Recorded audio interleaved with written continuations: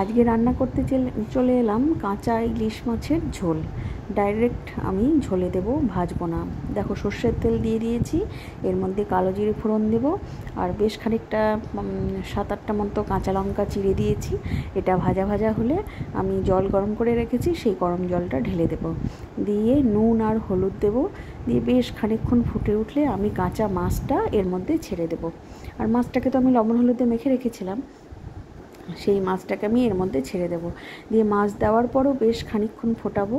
ফোটানোর পর ঝোলের কালারটা যখন চেঞ্জ হয়ে আসবে, আর মানে ঝোলের মাপটা তো আমি বুঝবো কতটা আমি রাখবো, সেই আন্দাজের ঝোলটা যখন হয়ে আসবে সেই সময় উপর থেকে কাঁচা তেল ছড়িয়ে নামিয়ে নেব।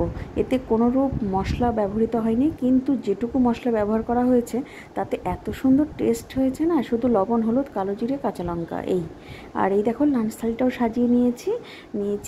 চিংড়ি মাছের একটা সবজি করেছিলাম আলু পটল দিয়ে, আর আলু আর বরবটি ভাজা করেছি, আর এই মাছের ঝোল। আর কিচ্ছু না, মাছের ঝোলটা খেতে যে এত টেস্ট হয়েছে, তা সর্ষে বাটা মানে ভাপা ইলিশের থেকেও অনেক বেশি। ঠিক আছে, আজকের মতো বাই।